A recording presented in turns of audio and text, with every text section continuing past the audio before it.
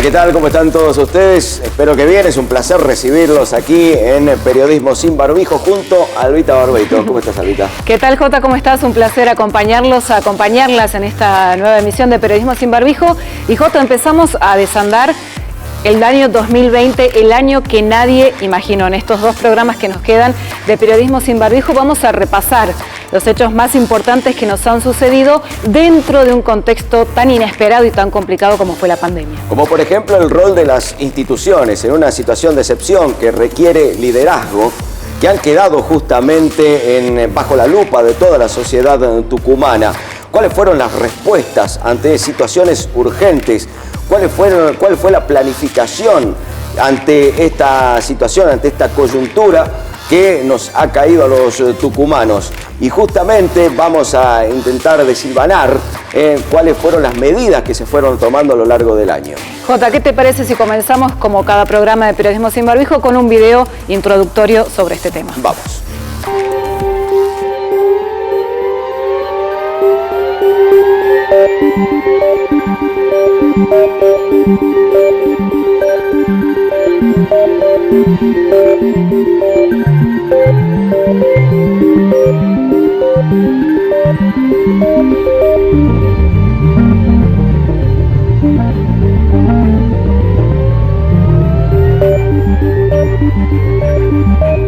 ...2020 fue el año en el que todo crujió.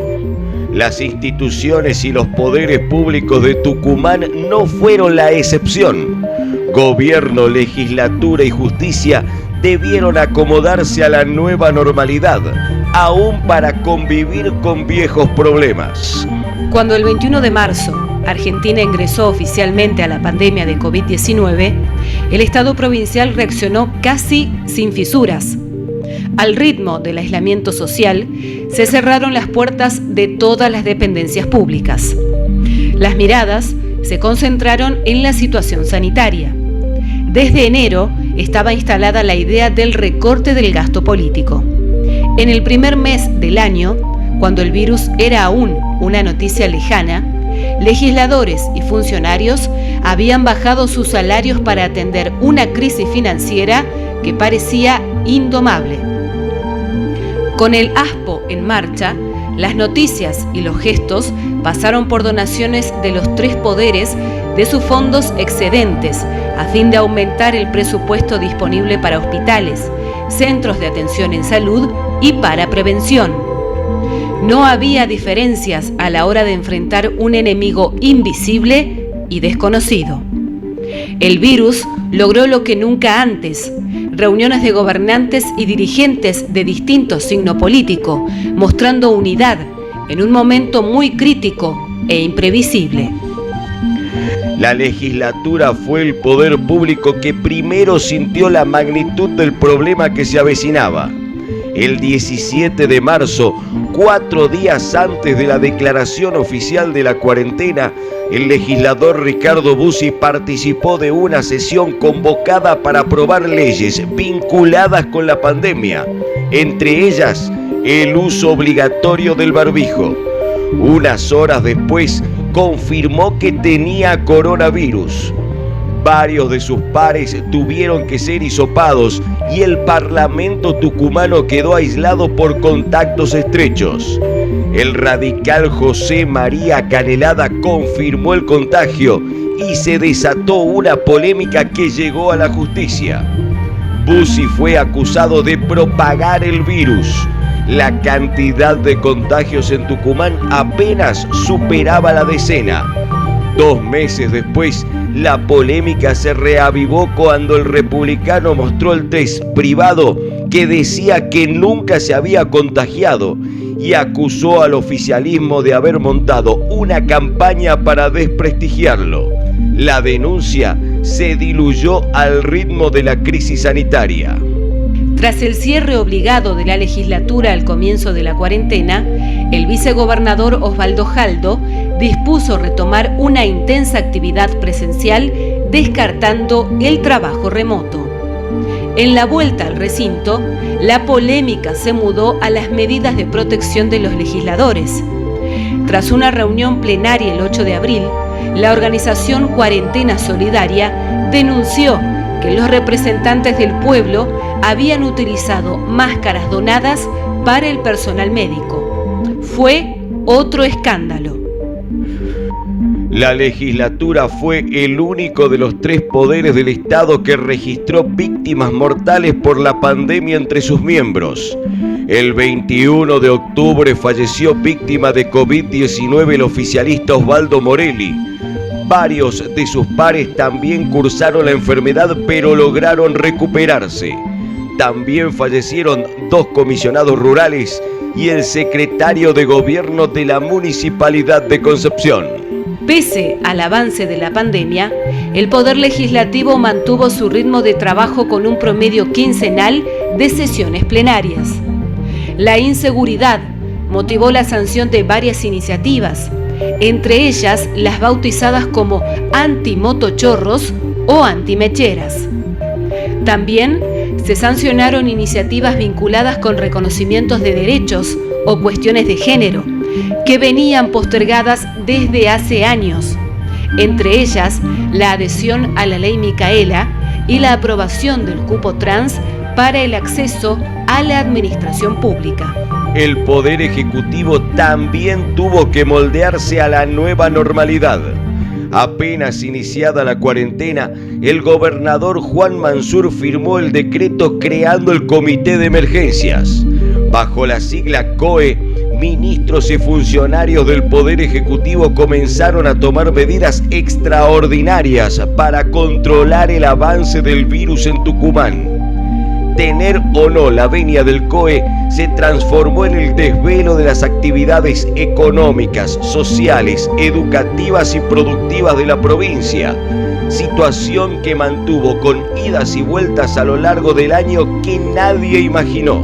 Las medidas de restricción para las reuniones sociales y para viajes entre jurisdicciones no fueron un escollo para la actividad oficial.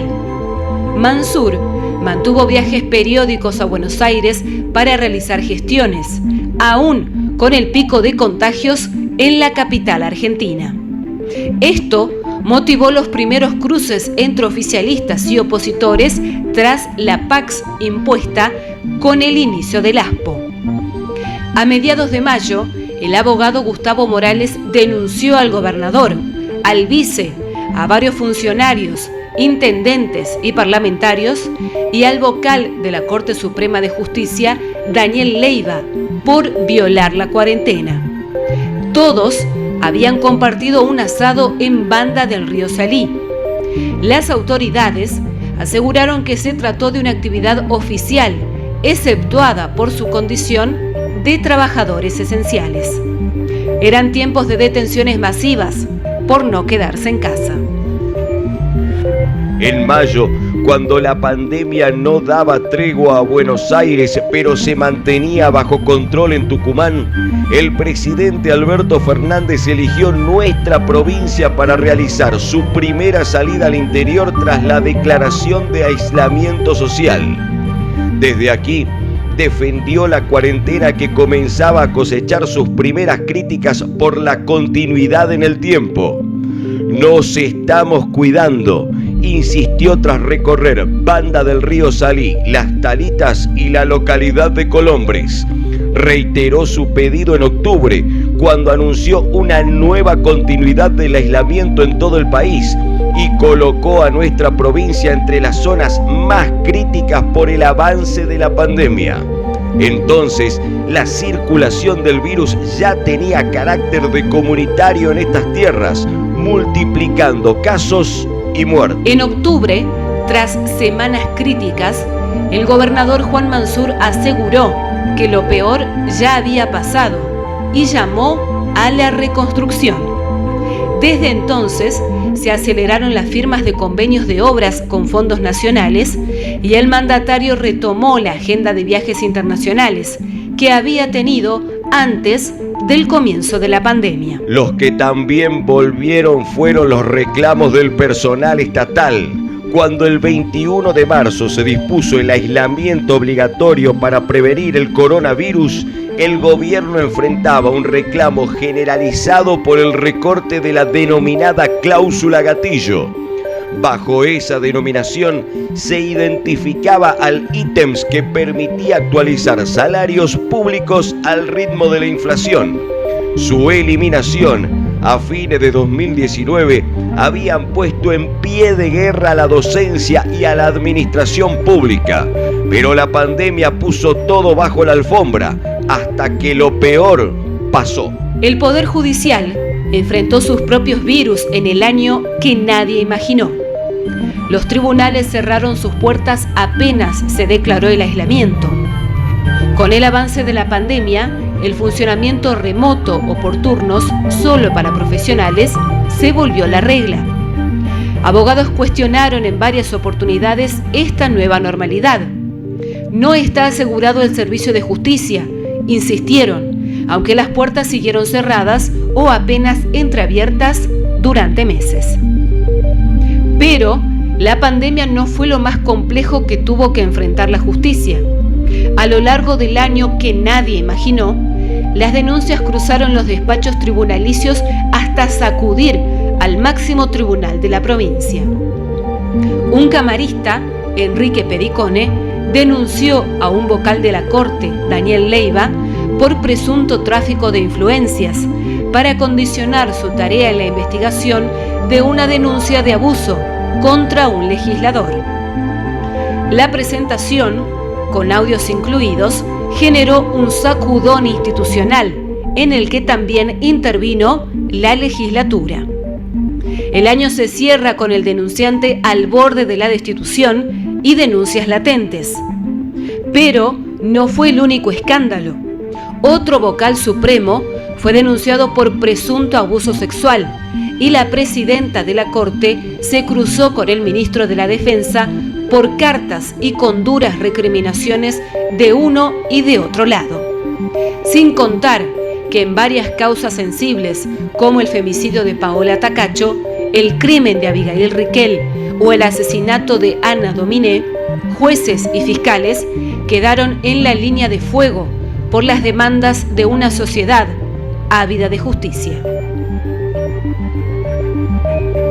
Casi al cierre del año que nadie imaginó, la Iglesia Católica de Tucumán fijó posición política sobre los que viven las instituciones de nuestra provincia.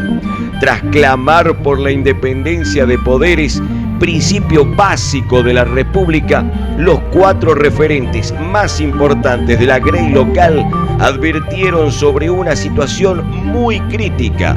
No podemos desentendernos y mirar para otro lado, concluyeron. 2020 termina mirando al 2021. Mientras las secuelas de un año histórico seguirán lacerantes, las instituciones volverán a crujir al ritmo de las elecciones de medio término para las autoridades nacionales. En tiempos de incertidumbre, los argentinos volverán a las urnas. La política retomará el combustible que más conoce y que más le gusta. Una nueva normalidad con las viejas armas del conflicto permanente.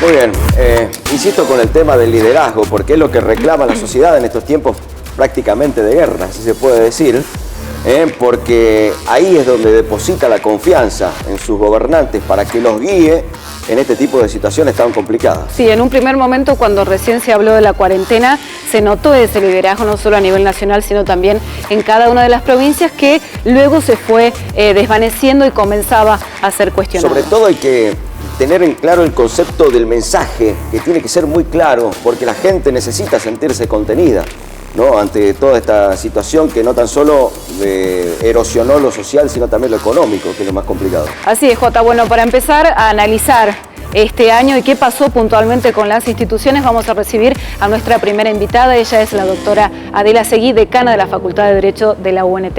Adela, ¿cómo estás? Buenas noches. Buenas noches, ¿cómo les va? Muchas gracias por la invitación. ¿Fue uno de los años más complicados para las instituciones de Tucumán el 2020? Sin ninguna duda. sin ninguna duda. Para la Facultad de Derecho fue sumamente complicado. Fue complicado para las personas, fue complicado para todos nosotros. Yo venía pensando en lo que representó para cada uno de nosotros con sus trabajos y nosotros al frente de una institución, de pronto tener enfrente esta amenaza absolutamente desconocida que renovó a nivel personal, a nivel consciente, inconsciente y subjetivo de cada uno de nosotros, los miedos que están soterrados, enterrados respecto de la muerte, del misterio de la vida, de tener que tenerle miedo al otro, por ejemplo, renovó la sensación de que la ciencia no lo resuelve todo, renovó miedos que hacía mucho habíamos perdido. Y a la par de eso, tener que gestionar las instituciones y ponerse al frente como efectivamente, como si fuese una guerra, porque es algo que no hemos vivido nunca nosotros, una guerra, pero tampoco hemos vivido una pandemia, no hemos vivido algo que ponga en riesgo absolutamente todo, como en este caso, y que ponga para en nosotros la educación y que ponga en cuestión las modalidades en que veníamos brindando, las certezas que teníamos. Las certezas que teníamos, nadie estaba obligado a pensar todos los días cómo seguía la vida mañana. Nadie tenía que pensar todos los días en la proximidad de la muerte, a la vez que estar resolviendo las urgencias de una institución.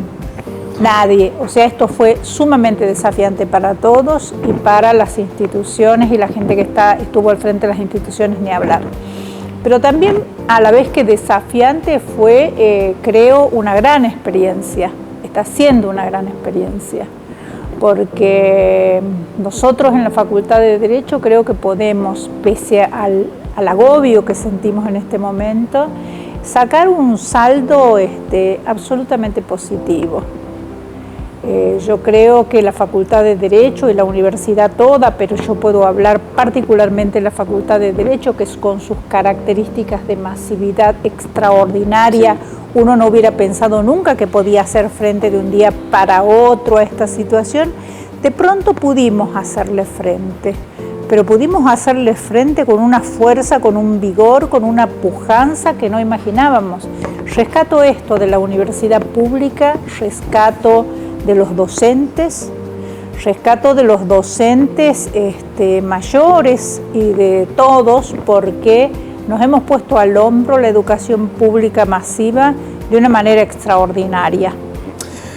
¿Usted cree que la sociedad ha interpelado con mayor fuerza a los poderes del Estado durante esta pandemia? Y esto ha generado un cierto descreimiento que no es exclusivo de la pandemia, sino que viene desde hace un tiempo. ¿Se han exacerbado problemas que venían de antes? Totalmente. Yo creo que la pandemia ha puesto en crisis muchas cosas. Creo que la pandemia ha puesto en crisis, ha develado, ha corrido un velo respecto de cosas importantes y que había que cuidar también.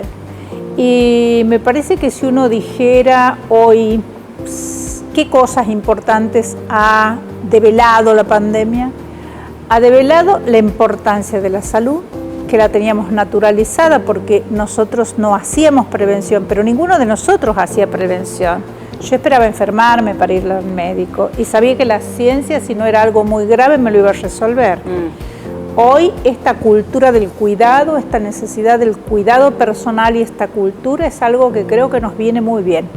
También la conciencia de la subvaloración del personal de la salud. Esto también ha revelado de manera patente la pandemia. La necesidad mundial de jerarquizar a los profesionales de la salud y a los prestadores de la salud en general, y a su vez de que los gobiernos inviertan sumas considerables, muy importantes en la salud de la población. Allí no tiene que haber recortes, porque ustedes fíjense, este es un momento del mundo donde estamos aparentemente muy cerca de la vacuna, pero esto solo es posible porque el capital mundial está al servicio de lograr esa vacuna. Nunca antes, como en este momento, el capital mundial, los dineros, seguramente nunca antes hubo tantos científicos abocados a esto y dinero puesto en esto, de los estados, de los laboratorios, de aquellos que quieren salir al mercado con esta vacuna. Y bueno, nosotros tenemos que valorar en este momento que nos va a salvar la ciencia, y que en nuestro país y que en nuestros países pobres nos están salvando nuestros profesionales de la salud, en los pobres y en los ricos. Otra cosa que ha revelado la pandemia desde este punto de vista que ustedes me preguntan es, venía pensando en esto, es el valor de la libertad. Es el valor de cosas que teníamos totalmente internalizadas y que creíamos que también estaban dadas, como la salud, ¿no? ¿Quién podía cuestionarse si podía circular libremente? Si podía estar abiertos los bares, si podía ir a la casa de los amigos, si podía reunirse con la familia. Yo creo que hace mucho tiempo que no se da esta discusión entre lo legítimo y lo legal, ¿no? Usted como conocedora de la ley, digamos. O entre la libertad y la seguridad, había como una dicotomía, se planteaba. Claro, digamos que hubo que hacer ahí, por supuesto, una valoración sí, hubo tensiones entre derechos en conflicto, que estaba la salud pública por un lado, la necesidad de preservar la salud pública y las libertades individuales por el otro, pero nosotros, lo que yo reflexiono es que tenemos que valorar en este momento, es la cantidad de valores que entraña la vida democrática. Y entonces me parece que si hay algo que también sale, así como la salud, si hay algo sobre lo que también se corre un velo, es sobre la necesidad de preservar y robustecer los valores de la vida democrática. Porque esos conflictos que ustedes en el video y que antes en el relato de lo que pasó este año y de los crímenes y de las cosas tan feas y de gente que no pudo llegar a ver, no sé si lo contaron, pero aquel muchacho que tuvo que cruzar a nado un río para ver a su hijita, por ejemplo. O sea, son cosas que no las hemos imaginado jamás, porque dábamos por sentado que esa libertad ya la teníamos para siempre. Entonces yo creo que también hay que reflexionar sobre los valores de la democracia y sobre la necesidad de cuidar férreamente esos valores de la democracia. Aunque haya momentos extraordinarios en que haya que limitarlos, aquello que no podemos permitir es que esos valores se pongan en juego. Y también, por supuesto, la robustez y la fortaleza de las instituciones. Cuando ustedes me preguntan, ¿la gente ha puesto sus ojos sobre los gobernantes? Por supuesto, porque acá lo que se ha hecho patente son cuestiones límites, valores límites, la vida y la muerte, si vamos a progresar o no en nuestros estudios, de qué manera nos están cuidando de verdad nuestros gobernantes y no de manera declamativa, digamos. La gente ha estado muy atenta a esto. Hay gente que se ha sentido abandonada por el Estado, porque el Estado también ha colapsado y ha habido momentos que hemos visto nosotros mismos, no hubiéramos podido llamar, no hemos tenido asistencia sanitaria, no hemos tenido médicos que nos vengan a ver a las casas, nos hemos tenido que arreglar y en algún sentido hemos vuelto a un estado que nunca habíamos experimentado, tener que estarnos medicando nosotros mismos, por ejemplo, como veo mucha gente amiga, profesionales, gente que cree en la ciencia, haciéndose un botiquín en la casa para enfrentar el coronavirus. Gente que ha tenido que dejar de ir a los centros asistenciales por miedo a contagiarse, pero esto, lo que más me llama la atención es a mí, esto de que siento como un retroceso en esta necesidad de cuidarnos y confiar nosotros en la información que vamos obteniendo y tener de resguardo algunas cosas por las dudas este virus nos ataque. Entonces, ahí es donde veo que la necesidad de robustecimiento y de garantía del Estado respecto de estas cuestiones esenciales se ha vuelto en este momento crucial, ¿no? Crucial. Adela, está terminando un año que nadie imaginó. Sí. ¿Cómo crees que se va a presentar 2021? Y si pudieras destacar un valor que podemos sacar de todo esto. Uno solo, bueno, podría destacar varios. Yo creo que el 2021 va a seguir siendo difícil porque todavía no vamos a tener las garantías de una inmunidad lograda a través de la vacuna. Estamos bastante más aliviados, pero creo que se viene un mundo en que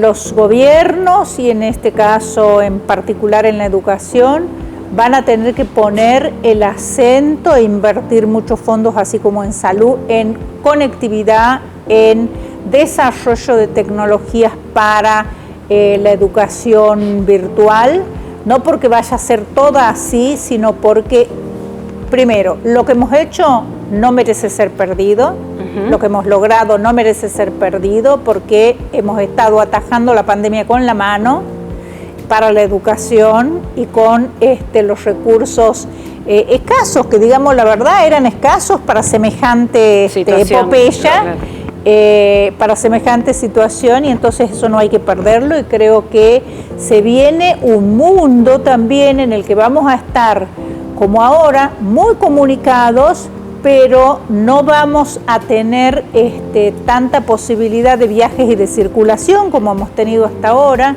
Ahí me parece que hay una revalorización también de lo propio, de lo regional, de lo que cada país tiene, y esto sí me parece importante de destacar. Y si algo tengo para destacar, me parece que es la cuestión de la necesidad del cuidado del otro. El cuidado del otro desde todos los planos, el cuidado del otro desde el Estado, el cuidado verdadero, más allá de las intereses y o conveniencias electorales o políticas, el cuidado del otro por parte de los actores institucionales. Hemos estado muy unidos, por ejemplo, en la universidad, y me parece que esto es muy beneficioso. El libre debate de las ideas, darle importancia al otro, cuidarlo, escucharlo. Esto me parece que nos deja como positivo la necesidad de atenderlo y contenerlo al otro. En lo personal tengo que decir que yo no he dejado de responderle a un solo alumno de la Facultad de Derecho que se ha comunicado conmigo por WhatsApp o por Facebook cuando ya no encontraba respuesta, y lo digo públicamente porque los alumnos saben, no dejo de responderle a una persona, mis días no tienen fin, y me parece que esto, así como atender a la necesidad del otro y no dejar que la burocracia nos lleve puestos y estar pendientes de eso que el otro necesita desde el Estado, es algo muy importante. Bueno, Adela, muchísimas gracias por estar aquí con nosotros esta noche. Vamos a la primera pausa, Albita, si le parece. Así es, muchas gracias, Adela, por acompañarnos. Hacemos la primera pausa en Periodismo sin Barbijo, ya volvemos.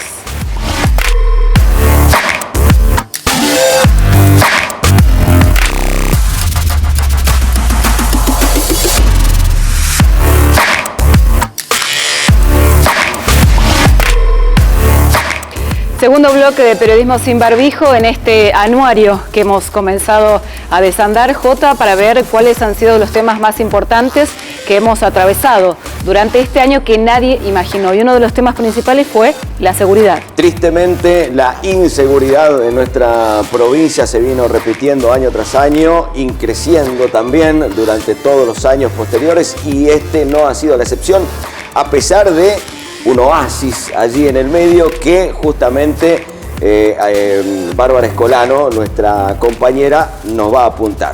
a quien vamos a saludar ya mismo. ¿Cómo está, Barbie? Bueno, Jota, ¿Cómo? ¿qué tal? ¿Qué tal, Barbie? ¿Cómo estás? En realidad fue un trabajo en conjunto porque es lo que fuimos realizando a lo largo de todo el año 2020 y ver cómo se fue modificando la realidad del delito.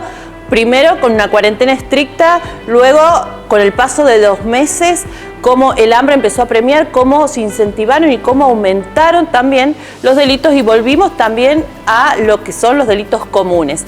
Este resumen trata de mostrar las distintas realidades que hemos nosotros trabajado a lo largo del año en un momento muy especial, original, se podría decir. Nunca nos tocó vivir una pandemia y cómo desde el periodismo también se lo fue cubriendo. Lo vemos, lo charlamos y hacemos el análisis con respecto a este tema, el delito sobre todo.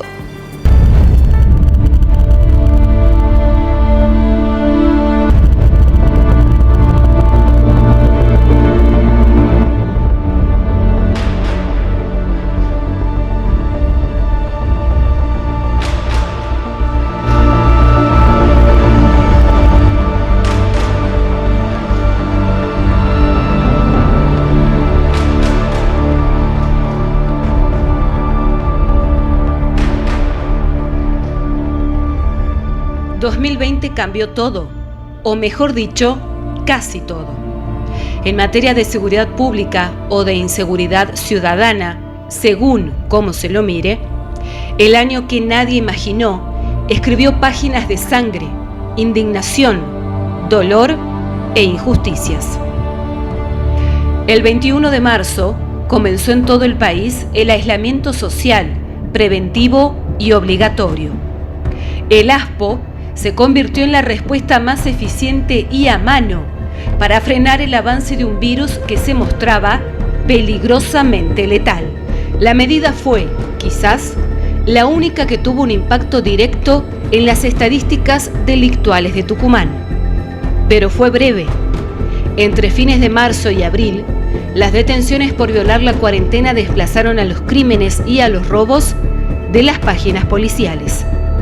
Con las calles vacías, las riñas de gallo, las fiestas clandestinas, los profesionales rebeldes o los juegos de taba pasaron a ser noticia. Hasta mediados de mayo, casi 5.500 personas fueron detenidas por violar el aislamiento y poco más de 3.200 vehículos quedaron secuestrados. Los ilegales eran concentrados en espacios públicos, se les iniciaba una causa penal y todo el peso de la justicia caía sobre ellos. El conteo diario de violadores del aislamiento se volvió una rutina para los medios y también para la justicia. Duró poco, casi el mismo tiempo que duró la cuarentena estricta entre los tucumanos. Durante el aislamiento rígido, un delito mantuvo sus tristes números sin modificaciones e incluso en alza. Tucumán fue la provincia con mayor cantidad de femicidios del país durante abril, en plena cuarentena. El cambio en las relaciones sociales, con convivencia y aislamiento familiar obligatorio, impactó de lleno en la violencia de género. Las denuncias y consultas en todas las dependencias dedicadas a esa materia treparon a cifras récord. En los tribunales de Monteros, por ejemplo, el 70% de las audiencias virtuales realizadas durante la cuarentena tuvieron origen en causas iniciadas por ataques a mujeres. La policía de Tucumán informó que en todo 2020 intervino en casi 2.000 denuncias por víctimas de violencia familiar y de género. Al cierre del año, el conteo en la provincia registra 18 femicidios y 2 travesticidios. Datos duros que se suman a las cifras de un país en el que una mujer muere asesinada cada 30 horas. Esta triste realidad se transformó en noticia cuando las estadísticas alcanzaron nombre y apellido. El 29 de octubre, Paola Tacacho fue asesinada a puñaladas frente a su departamento en el corazón de Barrio Norte en la capital tucumana. El femicida la había acosado durante 5 años antes de matarla. Ella hizo 13 denuncias, pero ninguna prosperó. El hecho aún tiene impacto político e institucional. Los tribunales quedaron en el foco de la tormenta y también el juez Francisco Pisa, quien busca jubilarse para evitar la destitución. El magistrado absolvió a Mauricio Parada Parejas en una de las tantas denuncias que presagiaban un final trágico. Paola era docente salteña y eligió Tucumán como su lugar en el mundo. Lo que era un proyecto de vida se transformó en una urna fúnebre. Es provincia sin justicia, escribió su madre en una carta que sumó conmoción a un caso del que habló El País. El 18 de octubre de 2020 será recordado como el día en el que el nombre Abigail se transformó en sinónimo de muerte. Aquel domingo las crónicas policiales registraron los crímenes de 2 niñas que curiosamente llevaban el mismo nombre. Por paradojas del destino, los finales para los asesinos de una y otra fueron distintos. Uno por la senda de la justicia de los tribunales, la otra por la justicia por mano propia. Abigail Luna tenía 2 años y fue asesinada en San Cayetano por la pareja de su madre. El hecho mostró otra cara de la violencia de género. Tras la denuncia, la rápida intervención estatal y un mejorado sistema penal, el asesino fue condenado un mes después a 25 años de prisión. Abigail Riquel tenía 9 años. Vivía con su familia en un asentamiento ubicado en la zona oeste de la capital. En aquel fatídico domingo de octubre fue asesinada en un descampado a pocos metros de ese lugar. Los vecinos identificaron al agresor, lo denunciaron a la policía, pero hubo demoras en las respuestas y se desató el vendaval. Durante casi 3 días, Tucumán asistió a una cacería en busca del criminal. Antonio Guaymás, un joven adicto con 19 causas penales en su contra, fue encontrado por vaqueanos en otro descampado en la zona sur de la capital. En pocos minutos, una turba de personas lo asesinó a golpes. Se transformó en la víctima número 13 de justicia por mano propia en las calles tucumanas en lo que iba del año. El malestar ciudadano por la inseguridad hizo sentir su reclamo varias veces en el año que nadie imaginó. En febrero, antes de que comience la cuarentena, 1 millar de personas marchó hacia la Plaza Independencia para pedir justicia por Facundo Fabersani. El joven fue asesinado en un intento de robo en la zona conocida como La Bombilla. Las marchas se repitieron unos meses después con otro nombre como bandera. En junio, asesinaron al productor rural Ricardo Porcel en la Ramada de Abajo, y las demandas por seguridad llegaron hasta las puertas de los tribunales. Este fue uno de los 5 crímenes que tuvieron como víctimas a productores o trabajadores del campo en el año que nadie imaginó. Todos tuvieron características similares con violencia y saña incluida. La justicia avanzó, hubo detenciones y llegó a conclusiones escalofriantes para calificar a la secuencia: asesinatos seriales. Ana Dominé era empresaria, tenía 51 años y su brutal crimen también se transformó en bandera de reclamo de justicia durante este año. El 12 de septiembre la atacaron para robarle un bolso con dinero. La ultimaron de un balazo en la cabeza. A los pocos días se confirmó que el atraco había sido cometido por una banda muy poderosa y conocida por la justicia y por la policía. Las marchas multitudinarias convocadas luego por la familia se transformaron en un desahogo de miles de voces ahogadas por un año demasiado complejo. En septiembre, Tucumán ya se encontraba con circulación viral comunitaria del COVID-19. Las cifras de contagios y también de muertos crecían a diario, pero los tiempos de aislamiento y calles vacías ya eran parte del pasado en materia criminal. Las estadísticas marcaron que en el 9º mes de 2020 se registró la tasa de homicidios más alta de los últimos 7 años. En 30 días, 16 personas murieron asesinadas en Tucumán. A lo largo de 2020, también se confirmó una tendencia. Más del 60% de los crímenes ocurren en encuentros familiares o sociales. Beberajes, drogas o viejas disputas vecinales sirvieron para graficar un fenómeno que se reprodujo casi sin fisuras durante cada fin de semana. La policía estuvo en la primera línea de lucha contra el COVID-19, en el control de las medidas de distanciamiento, en el cuidado de los centros hospitalarios y en las recorridas callejeras. Sus efectivos quedaron expuestos a un virus que no distingue a sus víctimas. Más de 250 policías se contagiaron y 15 fallecieron por la enfermedad. Pero la fuerza de seguridad de los tucumanos quedó varias veces bajo la línea de fuego y con sus miembros cuestionados. Antes de la llegada de la pandemia a la provincia, a comienzos de enero, una mujer denunció haber sido víctima de agresiones en la comisaría de El Mollar.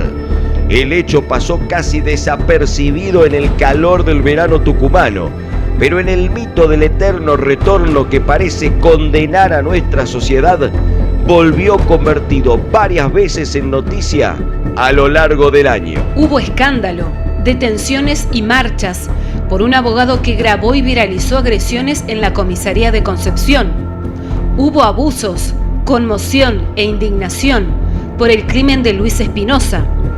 El peón rural murió de un balazo disparado por policías en un operativo en una carrera cuadrera realizada durante la cuarentena en el sur tucumano. Luego arrojaron el cadáver en el camino a Catamarca. Hubo repercusión nacional por la muerte de Seferino Nadal. A metros de la casa histórica, las imágenes mostraron un hecho casi idéntico al crimen de George Floyd. Todos tuvieron como protagonistas a policías y desnudaron una violencia institucional que tampoco parece encontrar cura. En la saga de crímenes del año que nadie imaginó, hubo dos que generaron intrigas y especulaciones. Uno golpeó de cerca a la Iglesia Católica. El 14 de julio fue hallado muerto el cura Oscar Juárez en la parroquia San Martín de Porres. Por el hecho, fue detenido el hijo de una colaboradora del religioso.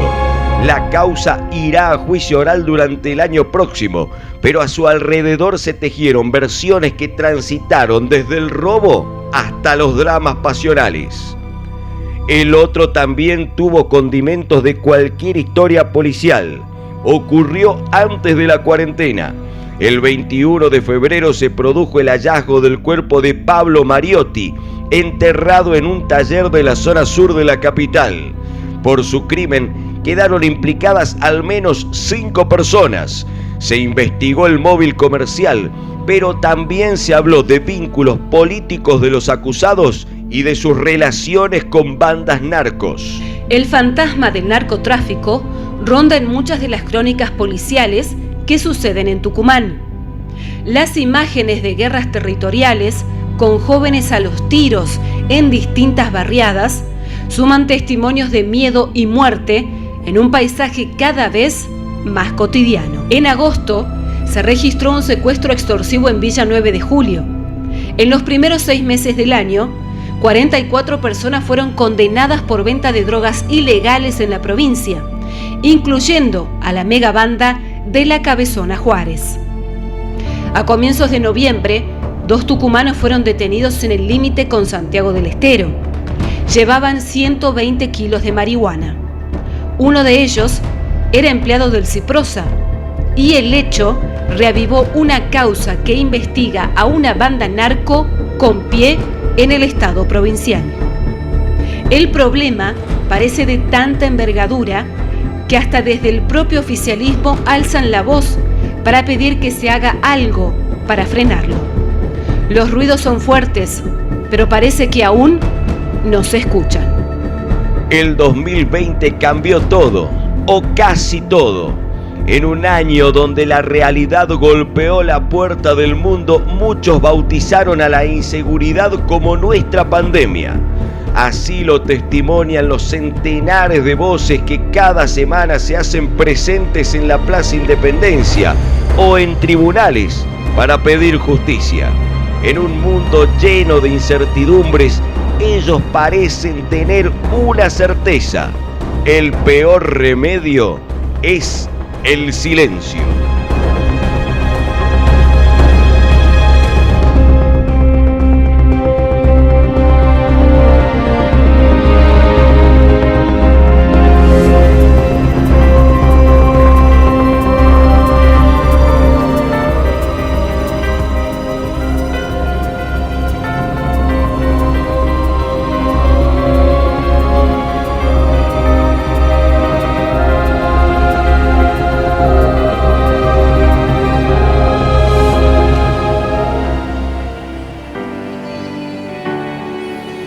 Lamentablemente parecemos acostumbrados, ¿no?, a este tipo de cuestiones, una problemática que es claramente multicausal, Albita, pero que desemboca siempre en la profunda desigualdad, en la pobreza estructural en la que estamos inmersos. Y lo que llama la atención de este informe que ha preparado nuestro productor es que el título es 2020, el año que nadie imaginó, pero este repaso, por lo menos la sensación que me dio a mí, es que pasaron como 5 años. La cantidad de cosas, de hechos, de causas que se han sucedido y que hemos soportado los tucumanos en medio de un contexto más que complicado, Barbie.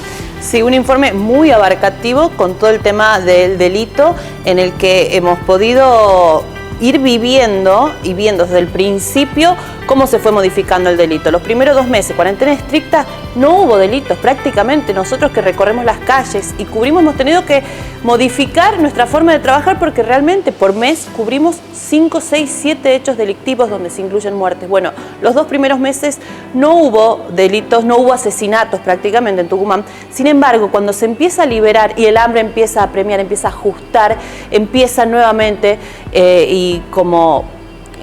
empiezan nuevamente los homicidios en la provincia y un fenómeno que realmente llama la atención es que los asesinatos fueron en su mayoría justicia por mano propia o enfrentamientos barriales, vecinales o familiares. Sí. Eso también nos habla de una realidad que sí se puede haber modificado si nosotros comparamos con los años anteriores. Sí. En cuanto a los femicidios, fue un hecho muy claro.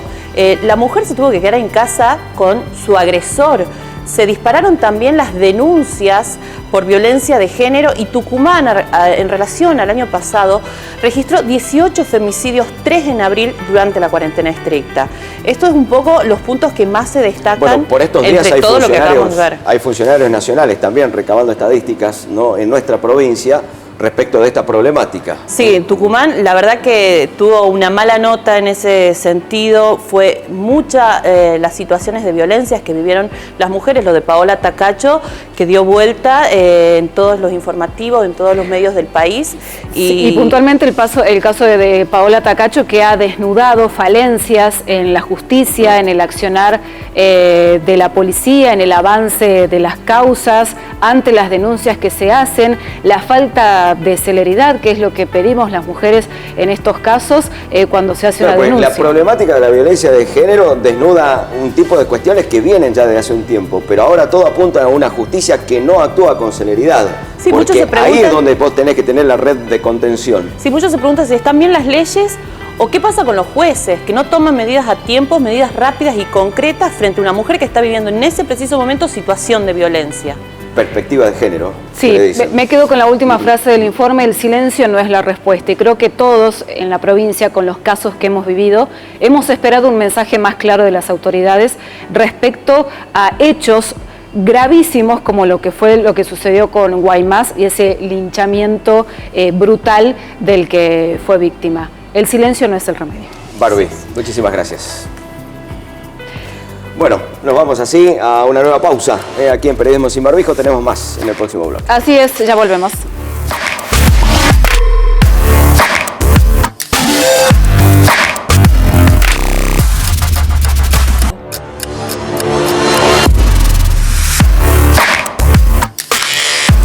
Tercer y último bloque de Periodismo sin Barbijo. Bueno, un programa intenso, con muchos temas, con este repaso del año que nos hemos propuesto y que ahora vamos a abordarlo desde otro ángulo.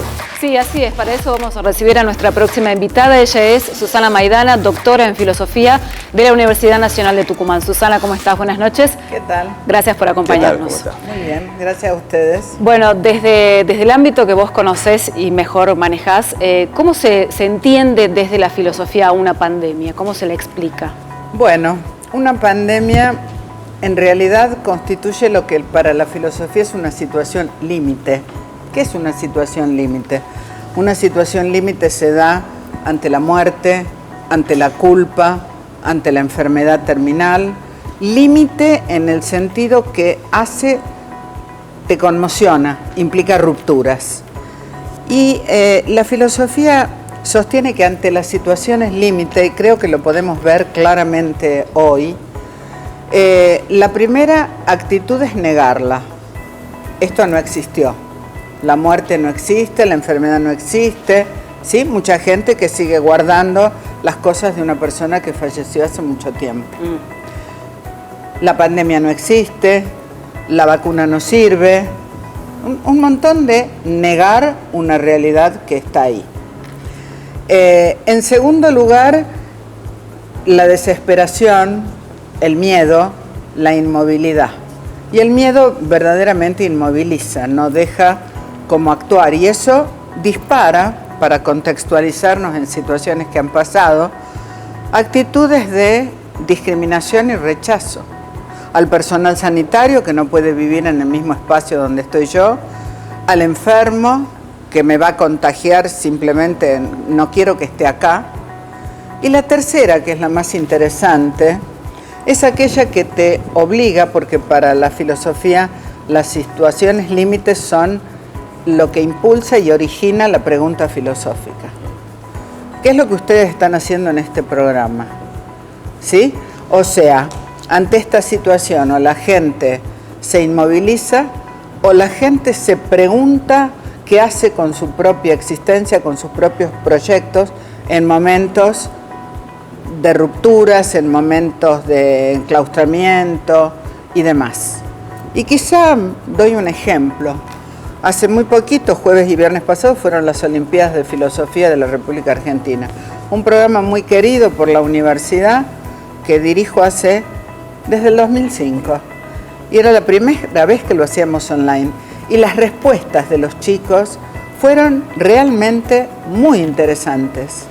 Y después hasta hicimos una fogata virtual, un fogón virtual. Entonces los chicos hacían rap. Es decir, el poder expresarte, el poder hacer con una falta, con una situación de angustia, algo. ¿Se entiende? Sí, sí. O sea, hacer algo con esto que me provoca la angustia. ¿Estamos en esa etapa, crees vos? ¿O se pueden superponer esas etapas? Algunos ámbitos, algunas personas, quizá en los ámbitos educativos, quizá la gente que se ha puesto a hacer barbijos en su casa, gente que se ha puesto a ayudar, gente que ha decidido hacer cursos online y se ha amigado con la tecnología y de pronto descubre que en la tecnología se puede ser dinámico y dar una clase entretenida a micrófono abierto.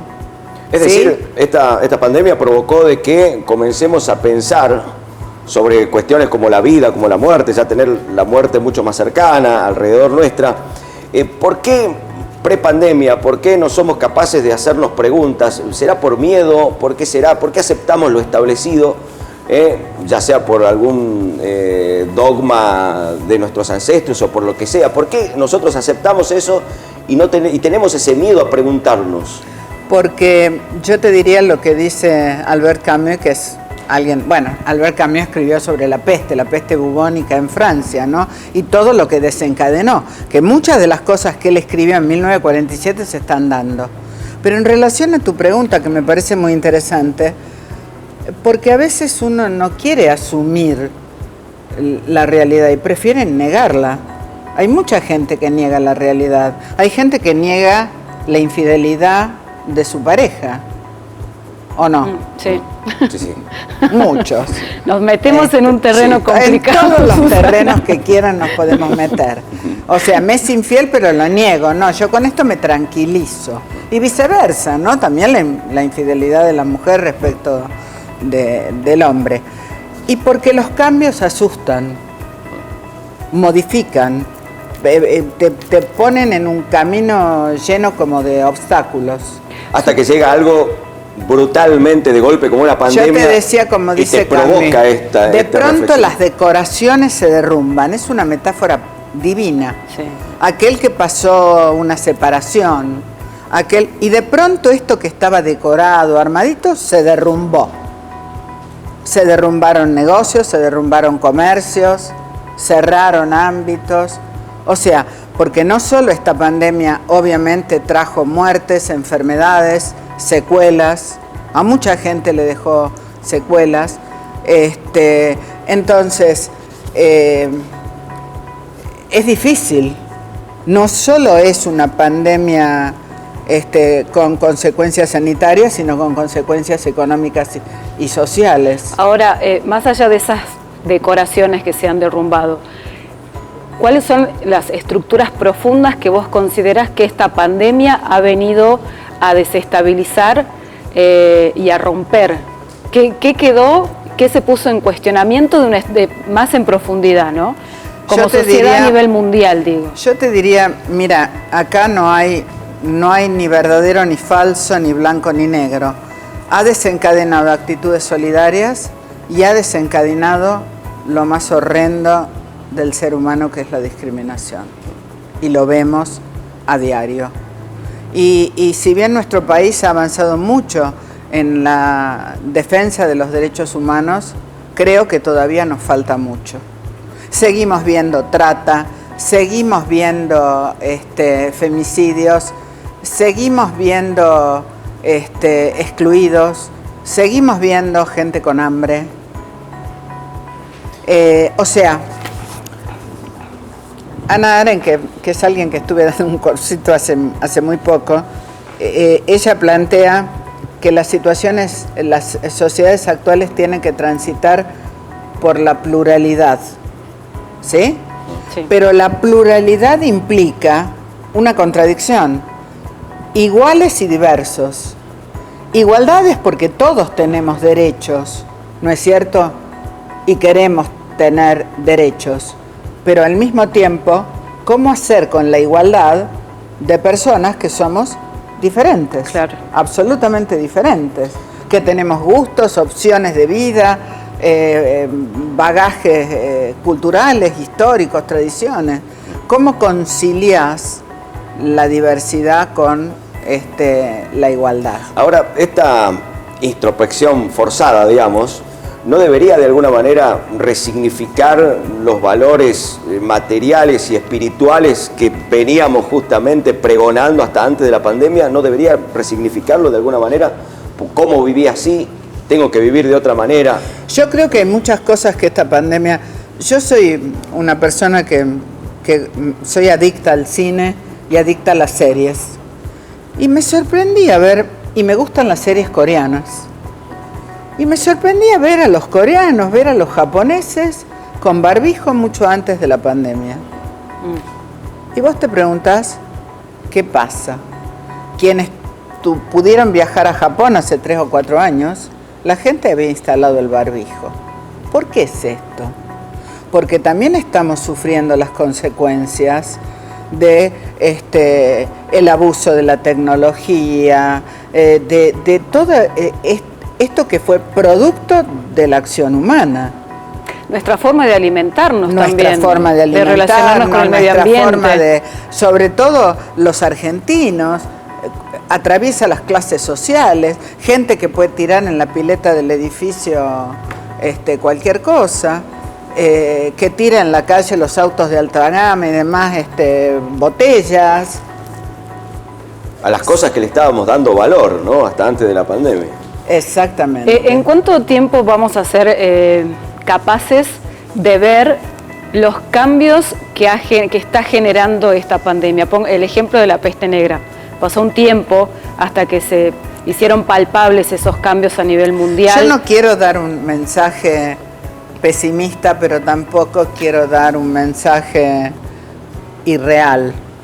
Creo que tiene que pasar mucho tiempo y creo que es fundamental la educación.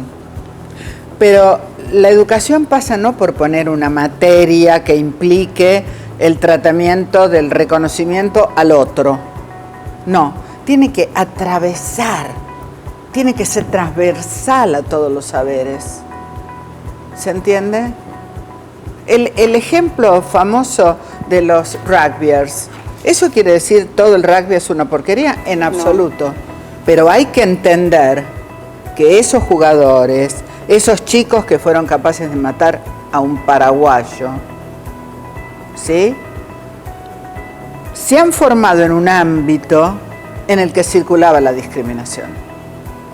Eso es inevitable.